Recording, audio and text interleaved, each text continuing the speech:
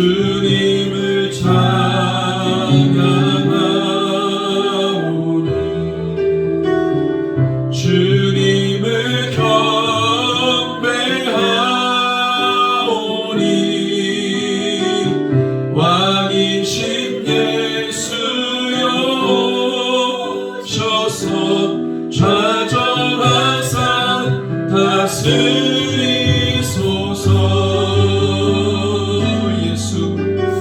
예수 우리 왕이여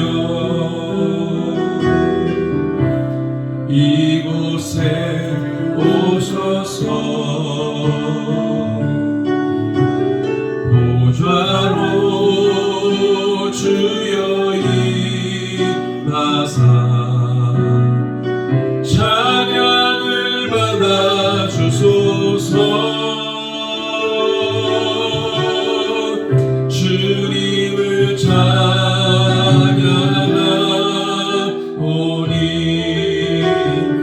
주님을 경배하오니 왕이신 예수여 오셔서 좌정하사 다스리소서.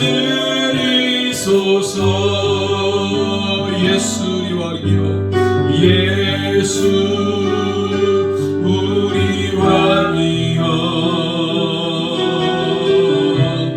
이곳에 오셔서 보좌로 주여 임하사 찬양을 받아 주소서. 주님을 찬양하오니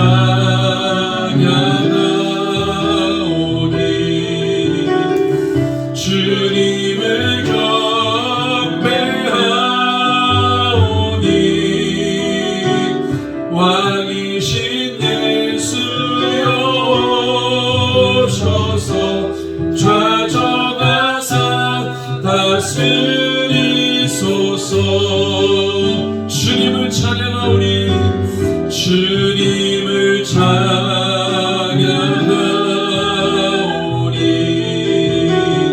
주님을 경배하오니 왕이신 예수여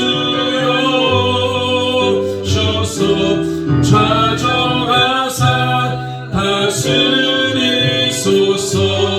주님을 찬양하오니 주님을 찬양하오니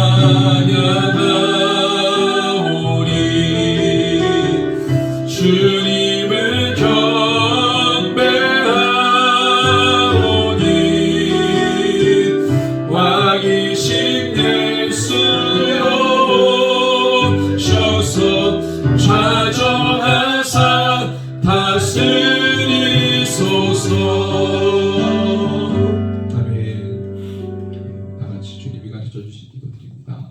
하늘에 계신 우리 아버지, 아버지의 이름을 거룩하게 하시며 아버지의 나라가 오게 하시며 아버지의 뜻이 하늘에서와 같이 땅에서도 이루어지게 하소서. 오늘 우리에게 일용할 양식을 주시고 우리가 우리에게 잘못한 사람을 용서하여 준 것 같이 우리 죄를 용서하여 주시고 우리를 시험에 빠지지 않게 하시고 악에서 구하소서. 나라와 권능과 영광이 영원히 아버지의 것입니다. 아멘. 네, 마태복음 21장 28절에서 우리 46절 말씀. 마태복음 21장 28절에서 46절 말씀을 같이 한번 읽겠습니다.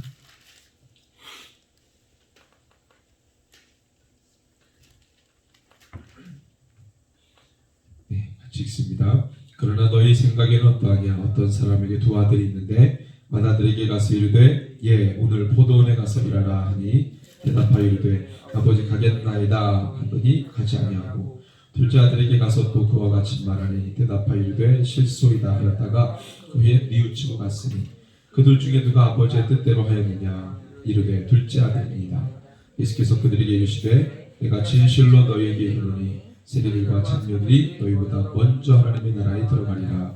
요한이 의의 도로 너희에게 왔거늘 너희는 그를 믿지 아니하였으되 세리와 장로는 믿었으며 너희 이것을 보고도 끝내 뉘우쳐 믿지 아니하였도다. 다른 한 비유를 든다. 한 집주인이 도don을 만들어 산 울타리를 두르고 거기에 집자는 틀을 만들고 낭대를 짓고 농부들에게 새로 주고 타국에 갔더니 열매 거둘 때가 가까우매 그 열매를 받으려고 자기 종들을 농부들에게 보내니 농부들이 종들을 잡아 하나는 심히 때리고 하나는 죽이고 하나는 돌로 쳤거늘 다시 다른 종들을 처음보다 많이 보내니 그들에게도 그렇게 하였는지라. 후에 자기 아들을 보내며 이르되 그들이 내 아들은 좋은데 하리라 하였더니 농부들이 그 아들을 보고 서로 말하되 이는 상속자니 자 죽이고 그의 유산을 차지하자고 이에 잡아 포도원 밖에 내쫓아 죽였느니라. 그러면 포도원 주인이 올 때에 그 농부들을 어떻게 하겠느냐. 그들이 말하되 그 악한 자들을 진멸하고 포도원은 제때 열매를 맺힌 만한 다른 농부들에게 새로 줄지니라. 예수께서 이르시되 너희가 성경에 건축자들이 버린 돌이 모퉁이의 버린 돌이 되었나니 이것은 주로 말미암아 된 것이요 우리 눈에 기이하도다 함을 읽어본 일이 없느냐. 그러므로 내가 너희에게 이르노니 하나님의 나라를 너희는 빼앗기고 그 나라에 헤매는 백성이 받으리라. 이 돌 위에 떨어지는 자는 깨지겠고 이 돌 위 사람 위에 떨어지면 그를 칼으로 만들어 흩으리라 하시니 대제사장들과 바리새인들이 예수의 비유를 듣고 자기들 가리켜 말씀하신 줄 알고 잡고자 하여 우리를 무서워하니 이는 그들이 예수를 선지자로 알미었더라. 아멘. 예수님은 우리가 누구인지 그 정체성에 대해서 말씀을 하십니다. 그래서 우리가 누구인지를 분명히 아는 것이 우리가 하나님 앞에 어떻게 살아가야 되는지를 말해주는 것이죠. 예수님이 제자들을 부르시고 줄곧 그들에게 말씀하시는 것은 너희가 예수의 제자, 그러니까 예수님께서 이 땅에 오신 이유를 함께 공감하고 그 목적을 위해서 함께 달려갈 수 있는 존재인지, 그런 자기 정체성을 인식하고 주님과 함께 가는 자인지, 주님 끊임없이 그것을 제자들에게 말씀하시죠. 너희가 제자가 맞냐, 이렇게 끊임없이 말씀하세요. 마찬가지로 우리가 말씀을 통해서 깨닫는 것은 뭐냐면 내가 참된 그리스도인, 내가 주님의 제자가 맞는가? 우리가 그 질문을 끊임없이 하는 겁니다. 내가 정말 주의 말씀을 끝까지 순종하고 따르는 충성된 예수의 제자가 맞는가? 우리 스스로 이것을 자문하지 않으면 우리가 나의 신분을 망각하고 내가 어떻게 행할지에 대해서도 잘 알지 못하는 가운데 착각하며 신앙생활을 할 수가 있게 된다는 겁니다. 그래서 오늘 예수님께서 예루살렘 입성하시고 난 다음에 종교 지도자들에게 계속 얘기하세요. 그 종교 지도자들은 이스라엘 백성들, 지금 유대 백성들을 하나님의 나라에 합당한 자로 잘 인도해야 될 그 신분에 있어야 될 자들이 그러지 못하고 있다는 거잖아요. 너희들이 그 역할을 지금 감당하지 못하고 있다. 오히려 너희들은 오늘 우리 두 비유를 예수님께서 말씀하셨지만 첫 번째 비유에서는 가서 포도원에 가서 일하라고 했더니 앞에서는 대하고 가지 않은, 말씀은 들었지만 실제로 그 들은 말씀을 순종하지 않는 그 첫째 아들과 다를 게 뭐냐, 이렇게 말씀하세요. 그러니까 너는 첫째 아들인데 첫째 아들이 아버지의 말씀을 불순종했죠. 지금 너희들이 그렇다는 거예요. 너희들이 첫째 아들이지만 하나님의 말씀을 순종하지 않는, 그 말씀을 따르지 않는, 충성되지 않은 그런 모습이지 않느냐. 예수님이 그렇게 말씀하시는 거예요. 둘째 아들은 누굽니까? 둘째 아들 31절에 보니까 유대 사회가 부정하다고 규정한 사람들이에요. 유대 사람들이, 유대 사회가 부정과 정교를 나누잖아요. 그래서 이 세리와 창녀들, 너희보다 먼저 하나님의 나라에 들어가리라 라고 말했던 이들은 사실 유대 사회에서 부정한 자로 낙인 찍은 자들인데 예수님은 오히려 그들이 하나님의 나라에 합당한 자로 얘기하고 계세요. 그들은 유대 사회에서 어떤 신분입니까? 정상적인 사회생활을 할 수 없는 자들이에요. 유대 사회가 부정하다고 무시해버리고 사람 취급을 하지 않은 죄인이라고 말하는 정상적이지 못한 사람이라고 규정하지만 예수님은 그 반대로 얘기하세요. 그들이 오히려 하나님의 나라에 합당한 자로 말씀하시고, 두 번째 비유에서는 그들이 열매 맺는, 하나님의 나라에 열매 맺는 백성이 된다. 43절에 보니까 그렇게 말씀하세요.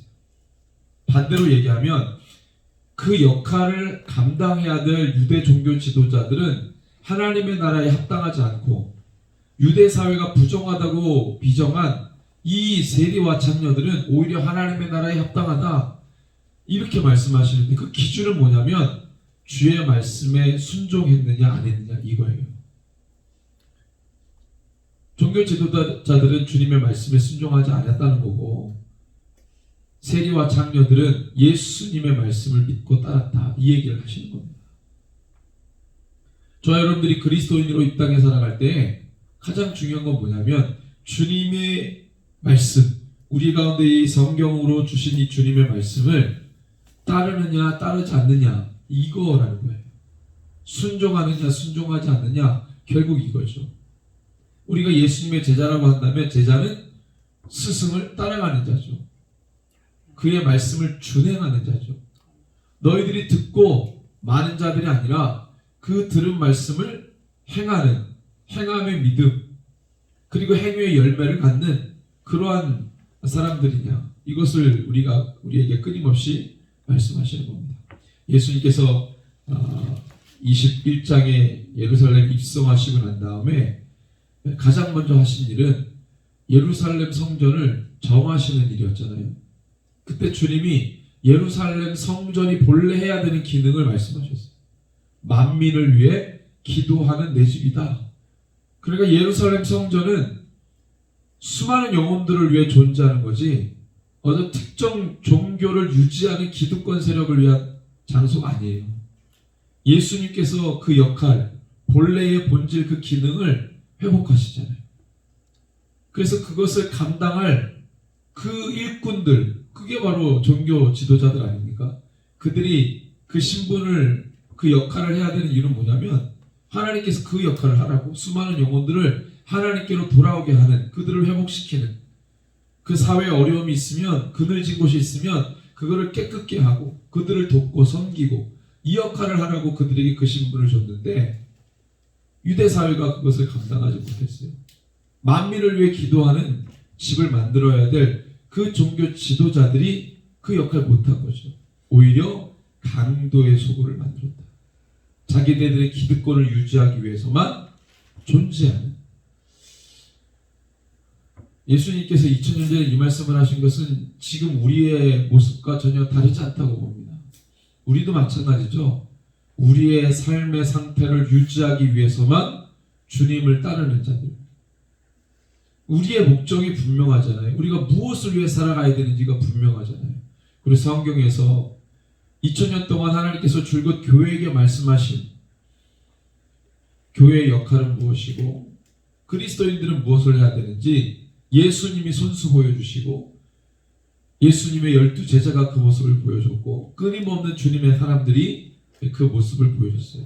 우리는 둘째 아들과 같고 말씀해 보면, 그리고 열매 맺는 주님의 나라에 합당한 자들과 같은 그런 자들이 되어야 될 줄로 믿습니다. 오늘 첫 번째 비유에서 보니까 둘째 아들이 하지 않겠다고 말을 했지만 뉘우치고 끝내는 아버지의 명령에 순종하죠. 그 주님이 물어보세요. 자, 31절에 그 둘 중에 누가 아버지의 뜻대로 했느냐 이렇게 말씀하세요. 아버지의 뜻대로 행하는 자, 주님의 뜻을 이행하는 자, 그 뜻을 아는 것뿐만 아니라 그 뜻을 이루는 자. 성경에 계신 우리 가운데 그 얘기를 하시죠. 주님의 뜻을 이루는 자. 우리가 주님이 가르쳐주신 기도를 매 예배 때마다 하는 이유는 뭡니까? 그 예배는 예수님이 가르쳐주신 기도예요. 그 기도에 예수님이 가르쳐주신, 하나님의 아들이신 그 예수님이 우리에게 가르쳐주신 유일한 기도, 하나님의 뜻이 이 땅 가운데 이루어지기를 날마다 고백하는 것. 우리 가운데 중요한 건 뭐냐면 아버지의 뜻을 이루는 것입니다. 그것은 뭐야? 하나님의 비전이죠. 하나님이 이루시고 싶은 꿈이죠. 우리에게 맡겨주신 사명이죠. 그걸 우리에게 줬다는 거예요. 교회는 그걸 받았다는 거예요.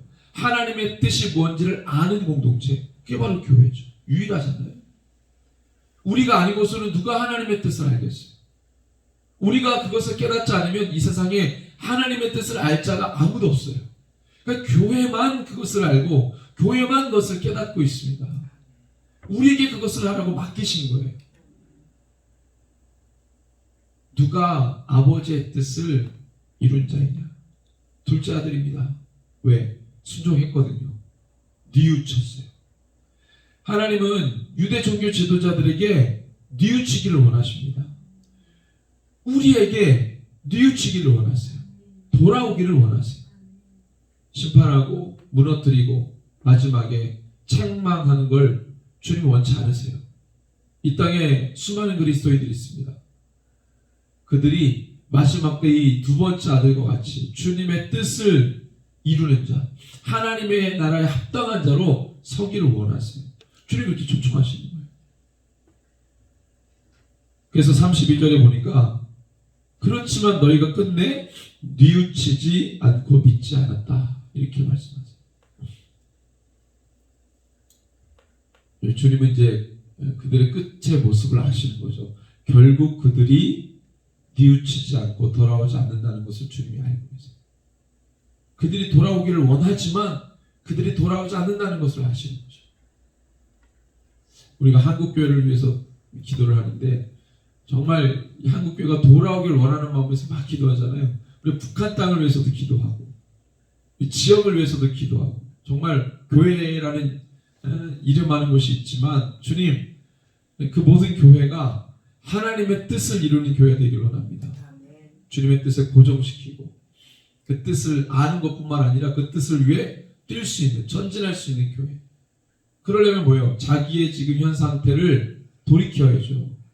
뉘우치고 주님께 돌아와 그 뜻을 함께 이루도록 마음을 맞추고 주님과 연합해야죠. 그래야 그게 가능한 겁니다. 근데 우리가 기도할 때마다 저도 그렇지만 답답한 건 뭐냐면 들리는 뉴스나 이 보도 이런 걸 보면은요 그 반대의 소식을 많이 들어요. 안타까운 거죠. 한국 교회가 공예배 중단할 때도 어떻게 합니까? 그냥 그 따라가잖아요. 따라가요 그거를. 한국 교회 지도자들이 결정하는 모습들을 보면은 너무 마음이 아프고 이 예배가 이렇게 타격을 받기까지 한국 교회 지도자들이 아무것도 안 하잖아요. 너무 가슴 아프고. 두 번째 비유는 주님이 우리 가운데 사명을 주시는데 이 악한 포도원 농부들이 어떻게 합니까? 마지막에 우리 38절 한번 읽어볼까요? 마지막에 이들의 모습이에요. 같이 읽습니다. 농부들이 그 아들을 보고 서로 말하되 이는 상속자니 자 죽이고 그의 유산을 차지하자. 이런 방식으로 주인의 것을 강탈하는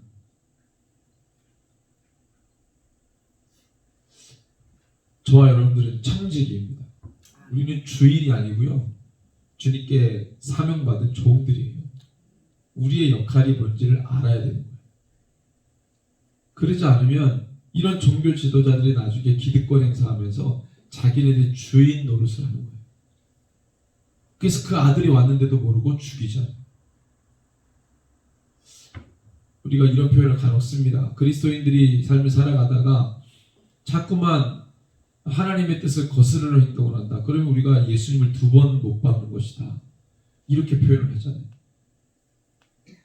내 삶의 주인이 나를 살리신 그분께 있는데 나를 영원한 형벌에서 영생을 얻도록 나의 모든 죄를 짊어지시고 대신 죽으신 그리고 부활하신 그러니까 나를 살리신 영원한 벌을 받을 수밖에 없는 존재에서 영생을 누릴 존재로 바꾸어 주신 그래서 우리의 삶의 주인은 주님이신데 그럼에도 불구하고 우리가 지금도 내 삶의 주인 행세를 내가 하고 그러면서 주님을 계속해서 못 받고 그런 모습이지 않나. 이 악한 포도원 농부들처럼 자기네들이 주인이라고 생각하고 그 아들을 죽이는. 이때 주님이 물으세요. 그러면 포도원 주인이 올 때에 그 농부들을 어떻게 하겠느냐라고 물으세요. 그 주인의 아들을 죽인 농부들, 나중에 주인이 올 때 그 농부들을 어떻게 하겠냐. 이 말은 뭐예요? 마지막에 하나님이 어떻게 하시겠냐. 41절에 그들이 말하죠. 뭐라고 말합니까? 그 악한 자들, 이렇게 얘기해요. 그 악한 자들, 그 아들을 진멸하고 포도원은 제때 열매를 바칠 만한 다른 농부들에게 줄 것입니다. 이렇게 얘기합니다. 이게 맞죠? 그들도 알고 있는 거예요. 여러분들 사실 우리도 알고 있어요. 근데 왜 이게 어렵습니까? 방해하는 것들이 있는 거죠. 끊임없이 내가 그리스도인으로서 살아야 될 의무가 있고 응당 바른 모습들이 있음에도 불구하고 왜 안 되는 이유는 그 방해하는 것들이 있다는 거죠.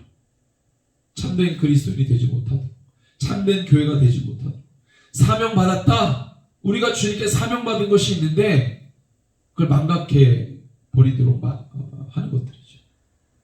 그래서 우리가 영적 전쟁을 해야 되는 이유는 뭡니까? 끊임없이 우리가 이 세상 정사와 싸워야 되는 이유가 뭐예요? 우리를 방해하는 것들이 있다는 거예요.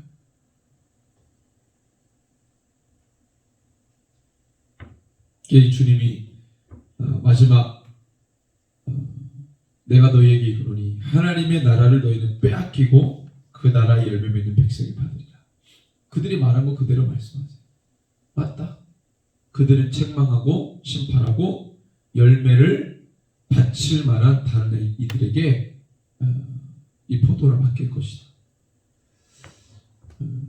이 계시록에도 보면은 7교회 중에 에베소 교회에게 너가 첫사랑을 회복하지 않으면 촛대를 옮기리라 이렇게 말씀하세요.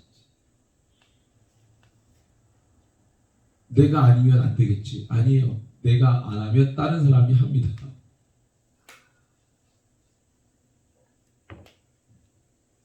우리가 하기를 원해요. 마지막 때까지 이 사명을 위해 끝까지 달려가는 자들이 되기를 원합니다. 그래서 마지막에 주님께 돌아오지 않고 거역하고 불순종했던 자들의 마지막은 심판이죠. 혹독한 심판입니다. 44절 말씀에 보면 그 얘기를 하시죠. 이 돌 위에 떨어지는 자는 깨지겠고 이 사람 위에 떨어지면 그를 가루로 만들어 흩어버릴 것이다. 근데 대제사장들과 바리새인들이 이 예수님의 비유가 자기들에게 하는 말이라는 걸 알았어요. 여러분들 우리가 세상을 향해 이야기하는 거 세상이 어떻다 저떻다 세상 알고 있습니다. 우리 스스로도 알고 있어요. 그런데 그 죄에서 헤어나지 못하도록 하는 것들, 그 죄에서 그냥 있도록 만드는 것들, 하나님의 뜻을 따라가지 못하게 만드는 것들, 당연히 그리스도인이라면 주님의 뜻을 향해 가야 될 텐데 그것을 가로막는 것들, 변화산 신앙, 여기가 좋사오니 자기가 지금 있는 상황, 자기가 지금 있는 상태, 거기에서 헤어나오지 않으려고 하는 모습들.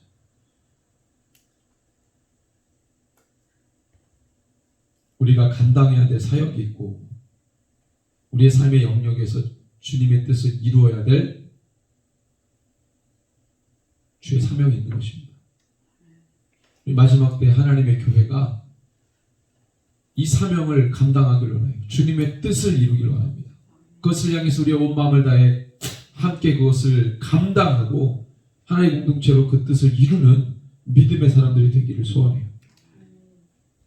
저 여러분들이 마지막 때 예수의 제자로 오늘 이 비유에 나와 있는 것처럼 열매 맺는 백성, 주의 말씀에 순종하는 자, 충성된 자, 마지막 날에 하나님께서 그들을 모으실 겁니다.